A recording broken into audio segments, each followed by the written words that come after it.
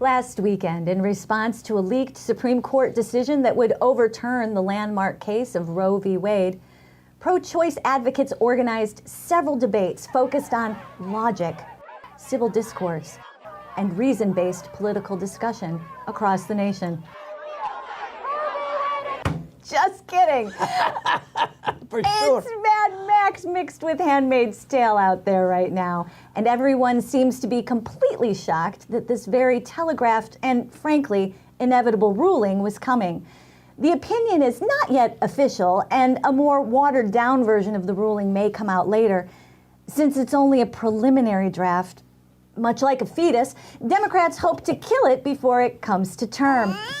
Democrats hope to accomplish this by codifying the ruling of Roe v. Wade into law before the court hands down the opinion, thereby protecting a woman's right to choose. However, currently, Democrats don't have the 60 votes to overcome the Senate filibuster, so the bill, just like a woman with an ectopic pregnancy in Alabama pre-Roe, will most likely be dead on arrival. White House Press Secretary Jen Psaki was recently asked about protesters targeting the homes of the Supreme Court justices, in spite of federal law prohibiting protests at the residences of judges.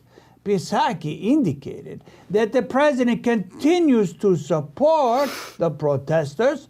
She went on to make a compelling constitutional argument to allow the pro-choice protesters to violate the federal statute, stating that, unlike the Supreme Court, this administration respects precedents. And if BLM and Antifa break the law without being brought up on charges, it would violate the Equal Protection Clause to charge this segment of the Biden base and not the other, which they will absolutely never do. For more on the Biden administration's reaction, we go live to WBS White House correspondent Heather Holt. Hello, Heather. Hello, Tom. So what has been the president's response to these very nasty and sometimes violent protests? Well, as you might imagine, Tom, pretty much nothing. President Biden did, however, issue a statement saying that a woman's right to choose is fundamental and that he would do everything in his power to protect it, which White House sources tell me is code for vote for Democrats in the midterms, pretty please. So he is trying to politicize the issue? Absolutely, Tom. With inflation, gas prices, interest rates, and violent crime on the rise, Democrats need this abortion thing to happen more than a teenage girl in Tennessee after a weekend family reunion. Oh my God. Insiders speculate this leak could be a godsend for Democrats in the midterms. The president and the Democrats may have thought that they were going to have to tease their base with canceling student loan debt again, but if Roe v. Wade is overturned, then this will be an election centered squarely around abortion and not bribing voters. Couldn't the issue motivate Republicans to get to the polls as well? It could, Colleen.